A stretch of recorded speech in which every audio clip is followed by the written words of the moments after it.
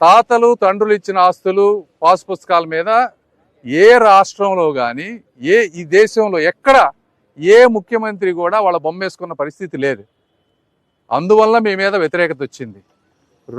దానికి 20 కోట్లు ఖర్చు పెట్టారు. మూడో విషయం, మీరు సర్వే చేసినప్పుడు 680 కోట్ల రూపాయలు ఖర్చు పెట్టి మీ బొమ్మతోటి సర్వే రాళ్ళు పాతారు ప్రజల సొమ్ములో. దాని మీద ప్రజల్లో మీ మీద వ్యతిరేకత వచ్చింది. అది కూడా ఏ రాష్ట్ర చరిత్రలో కూడా ఏ ముఖ్యమంత్రి చేయలేదు. మూడోది అది. నాలుగోది అతి ముఖ్యమైనది, ల్యాండ్ టైటిలింగ్ యాక్ట్ అని మీరు పట్టుకొచ్చారు. ల్యాండ్ టైటిలింగ్ యాక్ట్లో ప్రాబ్లం ఏంటి? ల్యాండ్ టైటిలింగ్ యాక్ట్లో ఏం తీసుకొచ్చారంటే, లోకల్ సివిల్ కోర్ట్స్లో ఎక్కడన్నా ల్యాండ్ మీద డిస్ప్యూట్ ఉంటే సివిల్ కోర్ట్స్ అన్నిటినీ బైపాస్ చేస్తూ లోకల్ ఎంఆర్ఓ ఆఫీసుల్లోనే న్యాయం జరుగుతుంది, మీకు అక్కడే మీ కోర్టు కేసులన్నీ తేల్చుకోవాలనే విధంగా మీరు తీసుకొచ్చారు.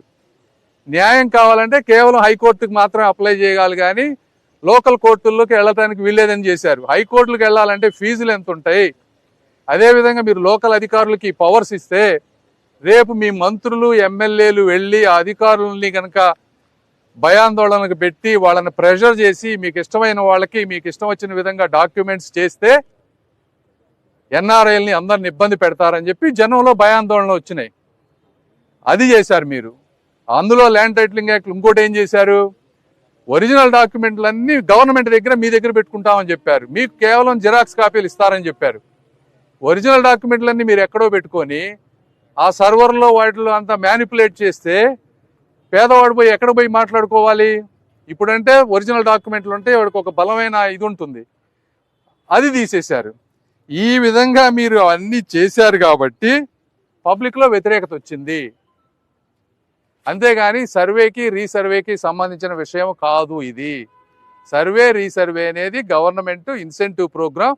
అది కూడా మీరు పూర్తిగా చేయలేదు. మేము గ్రామ సభలు పెట్టి 2,79,000 గ్రీవెన్సెస్ క్లియర్ చేస్తే అప్పుడు మేము సెంట్రల్ గవర్నమెంట్ దగ్గర నుంచి 500 కోట్ల రూపాయలు ఇన్సెంటివ్ తెచ్చుకున్నాం.